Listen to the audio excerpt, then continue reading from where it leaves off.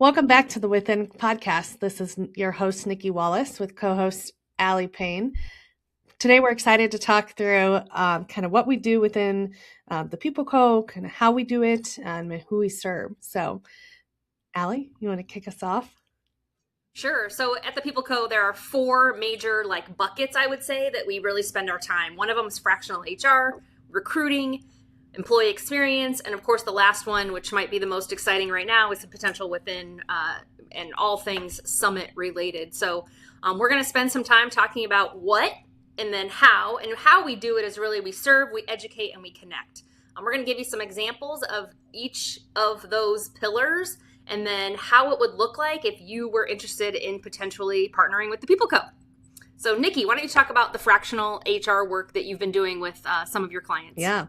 So with fractional HR, I know fractional is kind of a buzzword right now, but really all that is we go in and work as the HR person. So I work with a lot of companies that don't have HR, or maybe they, somebody's going out on a leave, or they have a big project that they're doing. So fractional HR just really is what's kind of missing from your people strategy standpoint, and where can I step in and help. So typically a lot of the clients right now, they didn't even have an HR person. So they're a growing company, or they're getting to the point where the owner or operator is probably doing most of the HR work. They don't necessarily have the background, and they don't have the bandwidth anymore to kind of deal with, for lack of a better word, the people strategy. So as soon as you start adding people, there's a lot that happens in an organization. So once you get to the point where you feel like you need more of that support, a fractional person for a small company is a great option. So we pick kind of amount of hours that we come in and work alongside with you. And we really build your people strategy alongside your business strategy. So, one of the companies. Is there like a point in time that a CEO or an owner should start thinking about potentially, either hiring their own HR or looking at the fractional, in the fractional space? What's that look like for an employer? Yeah, that's a good question. And it's probably a little different for every company, but I would say once you hit probably the 10-ish employees, 10 to 15 employees, it's just a lot to manage. It's a lot to manage policies and PTO schedules, and everybody that works for you has life outside of you, right? So if you get to the point where you don't really have the bandwidth to do all of that, plus your everyday operating or owning the company, that's probably when the fractional HR person is really key to your business. And is it 2 hours a week? Is it 20 hours a week? Is it 50 hours? What's the time, what's the time both from what you provide at the People Co, but also what is it that they how much time will they spend, on HR once you start working with them? Yeah, hopefully not as much as they were.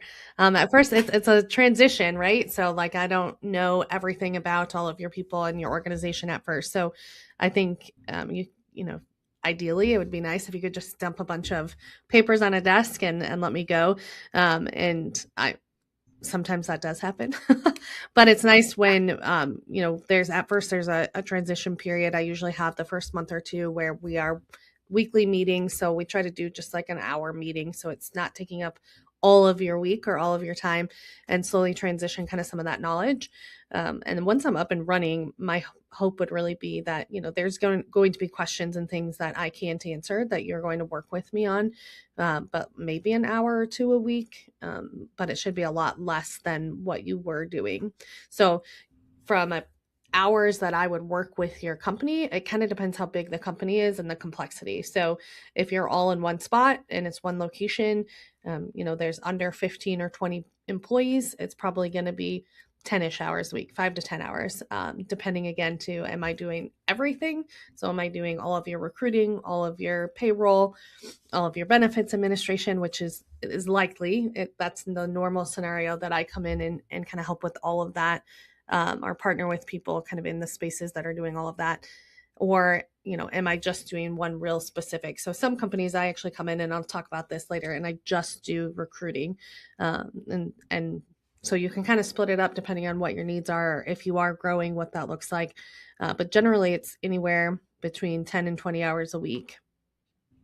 Yeah, awesome. I mean, that's a really great segue into the next pillar, which is recruiting. I think recruiting, Nikki got her start really in the corporate world, in the recruiting space. And that's how I met Nikki when I met her, back in the day, or 2 years ago. Yeah. And one of the really fun things about the recruiting space is that Nikki knows it really well. We have lots of friends in the space that are recruiters. And so recruiting has been another area that Nikki spends a lot of time in. So talk a little bit about the recruiting that the People Co does. Yeah. And this is really how I got my start. So May of 21, when I started, this is kind of all I did was outsourced recruitment. So it's called RPO, or recruitment process outsourcing. It's a big term that you don't really need to know, but there's kind of a whole world out there that I didn't even know after 9 years of recruiting even existed. So the fractional recruiter, kind of the same as the HR, you come in and you do just the recruitment for that company. So from a candidate experience, I'm really big on the candidate experience. They're not going to know I'm an outside agency unless they really go digging. I'm using the tools that are within the system, or that the company already has. Hopefully they have them. If not, we'll work on getting you at least a simple ATS or something that's going to be able to, help the recruitment process. But then we're really from there, I take on either all or part of the recruiting of the company. So a lot of times people that will work with me in this space, they have a lot to hire. The first company I ever worked with, in 9 months, I actually hired 162 people. So I was in charge of, they were moving their headquarters to Des Moines, and I was in charge of operations, sales, and marketing, and really getting that built up in the Des Moines market. So in that situation, the team didn't have the headcount to be able to add a recruiter to their team. They already had a team, but they just also needed the support. The team that they had did not have the bandwidth to hire that many people. So it can be something like that for a bigger company that I've done, or it could be, again, trying to scale, trying to grow, and just don't have the bandwidth. So I think a lot of people think recruiting is to simply like, I'm going to put up a post and I'm going to, filter the applicants, and I think the market has changed. So there is some of that you're able to do that as an organization, but the recruiting is the first step in somebody engaging with your company. And if you're just throwing out a post and hoping that, Friday at 4:00 before you go to happy hour, you're going to have time to sift through all of these resumes and, set up interviews for the next week. Like, just think about the candidate experience. And that's like the companies I work with, they really care about what that candidate experience is from the start of the job description, and kind of what that looks like getting that candidate into the company as an employee. So some of the smaller companies that I've worked with, they wanted to grow. They knew they didn't have the skills or the bandwidth. I also bring a lot of tools with me. Some of the companies I work with, when I first sit down with them, they're, I'm spending $5,000 a month, or, even $2,000 a month on Indeed. And it literally makes me want to gag. That's like one of my favorite stats that you share, is when these companies are spending so much money on Indeed and they're getting, very few candidates that are even quality candidates for their, especially for their open. Right. Especially if you're a small company, like, to be able to get views and this is a whole other podcast we could probably do. You have to spend a lot of money on Indeed. So will you get resumes? Yes. Will you get the best resumes? Probably not. So if you are spending money on Indeed, stop and call somebody that can support you with the recruitment. You're going to save, in the long run, you will save a lot of time and energy. So yeah, I know. I love that one. That's always one. Another pillar inside the People Co is employee experience. And that's really my wheelhouse. So that's where I spend a lot of my time. We have a great group of consultants that also dabble in the employee experience space, but that's really everything from an employer's culture to their well-being to their, what are they doing to drive engagement inside their organization, and that can encompass a lot of different things. It could also be like training. We could do sexual harassment training, things that you have to do from an employer standpoint, or it could be leadership development. So really thinking about that broad scope of what does that employee experience look like. Nikki talked a little bit about recruiting, and that how does a potential employee feel during the recruiting process. We want that to live on during the entire life cycle of the employee. So whether it's during recruiting or it's when they're actually onboarding or once they're there, how are you engaging them to make sure that they're living and thriving the best possible way that they can? So I think that's really important for the work that we do at the People Co. And it could be everything from doing a simple engagement survey, or it could be doing, listening sessions, or man, you have a whole bunch of people on a team and their job descriptions like haven't been updated in 25 years, and are they really in the right roles? And as you're hiring younger talent, how are the older generations inside your workforce managing the younger talent, or how are the younger talent managing the older relationships? So that generational, all the things that are happening within the generations inside your workforce are really important nuggets that you need to think about as a leader or as a business owner. And so we spend a lot of time doing that.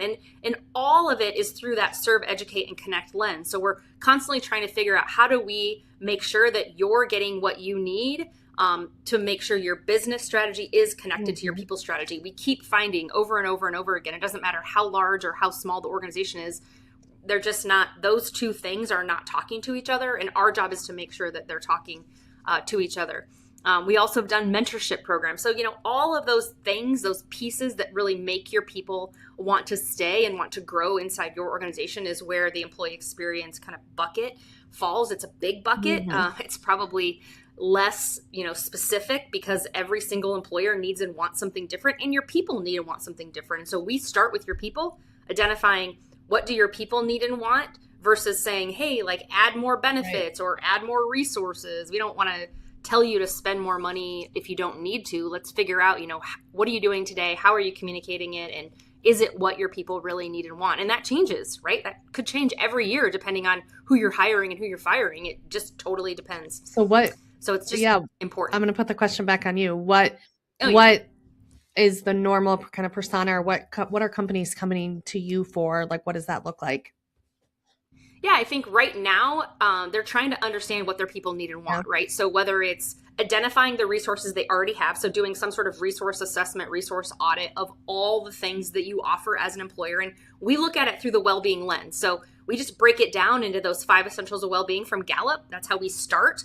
And we say, okay, everything in the physical well-being. And that's your traditional like wellness. Like when you think of wellness, we think of physical well-being, like what do you have for nutrition? What do you have for, do you have a technology, a wellness technology platform? Like we start there. And then we look at the other essentials of well-being. So whether it's community or social, emotional, or physical or career, what are all of the things that you offer today? And then we go to employees and we say, hey, do you know about all these resources? Right.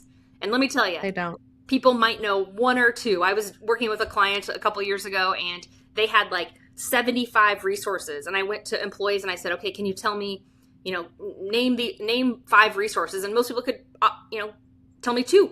And it was the 2 that were most important to them at that time in their life, right? So if you're a new mom, the most important things are going to be things like, do I have a resource to help me with daycare? Do I have, what's my maternity leave strategy look like as an employer? So it's like making sure that you know and your employees know what you have under the hood of all the things that you're paying for. The other crazy thing is a lot of employers, like when we get in there and we start asking questions about what the resources, what are the resources you have, 9 times out of 10, they don't even know their own resources, right? So they have all these vendors that they work with and they have no idea what resources they have. It's crazy to me how many times we uncover, oh, by the way, you have 4 EAPs you're paying for. Oh my goodness, employee assistance programs. Like that's a great resource for an employee, but if you don't even know you have 4 of them, your employees definitely don't know you have 4 of them. Why do you have 4 of them? So we help them uncover kind of all the things that they have, and then how are they communicating it and getting it out to their employees when they need it. And that's the most important thing is everyone says like, oh, we communicate it. Well, do you communicate it in a way that your employees can actually like understand it? And it's usually like they only hear it when they need it. So you've got to figure out ways to communicate it differently and at different times. And are there places that you can have it so an employee would know, okay, I'm having this situation, I'm going through a divorce. What do I do? Where do I find out my resources for, going through a divorce? And that's really hard. Most people aren't going to go to their leaders and say, hey, I'm going through a divorce. Right. Like, do you know any resources? No, you're going to have to put it somewhere where they're going to be able to go out and find it. Yeah. So that's like super level, like, and that doesn't even take very much time, right? It doesn't take any time from your HR team. Like, we're doing a lot of the work there. We're digging through all your stuff, your intranets, all those things. So you're not asking your HR team, if you have one, or Nikki, if Nikki's your HR team, we're not asking them to do a lot of work. We're really coming in and doing a lot of the work. Yeah. Do you want to touch on some of the trainings or speaking engagements that you've done, or kind of what that would look like? Yeah. So the other, bucket inside the employee experience that I talked a little bit about, which is, speaking engagement. So education is so key, particularly now in the environment that we're in, whether it's virtual or in person, getting your employees educated in all of your things. And we like to start with generations.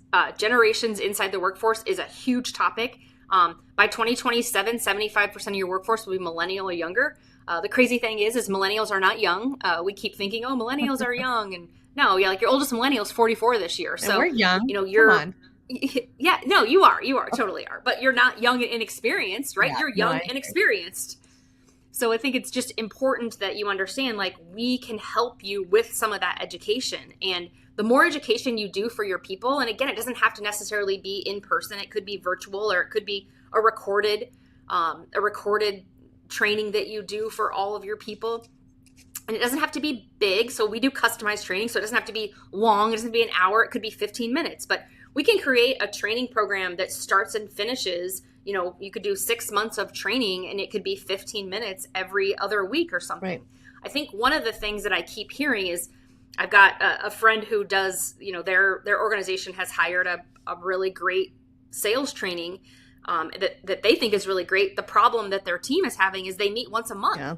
And then they're like, okay, I did a sales training on Monday, and now a month from now, I've got to remember and I've got to practice all that stuff. And they don't have any tools between that 4 weeks to make sure that they're actually practicing some of those sales techniques that they're learning. Wow. So we can fill that gap in the middle, or choose a program that's more effective around, like touch points during that off time, if you will. Those are great programs, but they aren't great if you're not doing anything with them. Right. in the middle. And I think they call that the messy middle, right? Like the things that are happening in the middle that aren't really happening, and you hope that they are. Yeah. Love it. Yeah. And then the last thing that we want to talk about, and we're not going to spend a ton of time on it because we'll do a whole nother podcast on the potential within, but the potential within is a pillar inside the People Co. that we're super proud of. I have gotten to ride Nikki's tailcoats around the potential within, but when she first came to me and started talking about the potential within, I was like, this woman is whacked. Like, crazy. There is no possible way. Yeah. There's no way that this is not going to happen. And at the time, she was really thinking about it from a corporate standpoint. Like, how do we get corporations to get their people there? And that was where I was like, I don't know, like, that's going to be really hard. And it was. But when we flipped the switch to, let's just go direct to employees. Mm-hmm. Let's forget the, trying to go through the company and get the company on board. Let's just do that. And when we started doing that, that's where the magic really mm-hmm. happened. Was people are craving this whole idea of, what do I do outside of my regular, healthcare? Mm-hmm. I've got to do something different. And this isn't about insurance and all of that garbage. We're not talking about that. We're talking about menopause and supplements and ADHD and, all the stuff that you've always probably wondered about. Mm-hmm. I know I always have, but I didn't really know until my friend Heidi Butoff, who, will show up here shortly, until she said, Allie, you should really go see a functional medicine person. They might be able to tell you, why you've gained 5 pounds and you can't figure out how to get it. And you've changed nothing about your diet or your exercise routine or nothing. Let's get you in to talk to a functional medicine. And that's the whole point of the potential within is, how do we start talking about the things that aren't? So Nikki, tell your story, which is a great story about how the potential within kind of came to fruition. And then we'll wrap this one up and we'll talk about the potential within again. And I'm sure another podcast here shortly. Yeah. And it only took a year and a half of me talking about it for it to happen. And I guess it happened in November. So a couple months ago, but kind of cliff notes of how it came to be. And then, again, we'll talk about it later because there's a lot here. And I think as we've done the event and had people come to us, it is something that people, they want more of. And frankly, in my eyes, they need more of, right? So how I had this whole medical journey after having my second daughter and starting to scale my company on my maternity leave. Um, and That's what you always do. You do it when, there's not enough time in the day. That's when you do yeah, it. I had all this time off, so I might as well just grow a company. Um, Right? but I always say this company is going to be Nora's someday because she went to all the accounting meetings and banking meetings and everything to move this company where it is. But anyway, I had kind of a big event happen and then it spiraled into this. Wow, this like isn't a one-time thing. This is something that's changing my life. I was in a ton of chronic pain. I had a lot of really messy and embarrassing symptoms going on, and I kind of was shifted from doctor to doctor. And after a year and a half of 10 specialists, like I had 5 or 7 procedures. They thought I had cancer at one time. I mean, my husband and I literally thought we were going to be like, making a will and saying our goodbyes. That when we think about that summer that happened, it was such a scary time. And as all of this was happening, I was also, like I said, scaling my company, and I did a program, the Goldman Sachs 10K Small Business, and I was sitting in a room of entrepreneurs, and this woman had a baby and also hadn't taken a maternity leave, and you could kind of tell that she maybe like needed a maternity leave. And there's I work with the executives too, where it's like you're coming into these organizations and they're stressed out, and there's all of these things that are human, the human side of what's going on in an organization, and we're not really paying attention to it. But yet, like, we're Right. expecting these people to come into the office, and I was one of those people, right? That I was coming into this office putting a smile on my face for my team that was new and had no idea what the hell was going on. And we were making it happen, and I just kept thinking to myself, like, there has to be something different. Like, the just because the clock ticks 8 a.m. doesn't mean that all of the symptoms go away, or my child just magically walks into daycare or to school and doesn't have their ADHD situation going on that we're trying to accommodate, or whatever the case is. And I was like, how do we start, like, the universe, God, whatever you believe in, gave me the platform I have today, and I think I need to do something different. So that's kind of like a high level how my mind kind of was like, we need to just do something. But how do we, to Allie's point, like, there's people aren't talking about this. Like, even though it's going on and everybody that walks into your organization is having a life at home that probably involves some sort of health journey, whether it's them, whether it's someone in their family.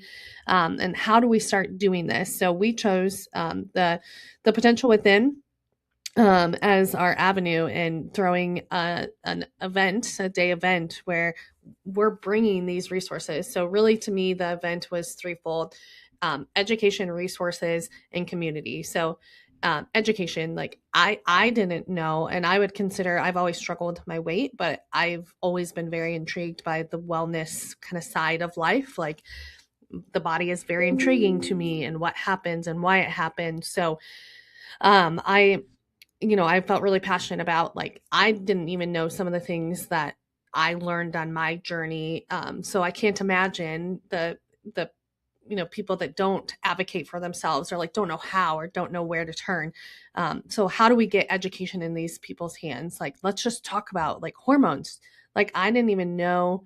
I turned to social media and TikTok, frankly, for the stuff that I had going on, because I didn't have anybody to talk to, right? Like, I didn't have anybody that had openly talked to me. Now that I've told my story, I have people all the time coming and talking to me about their situations.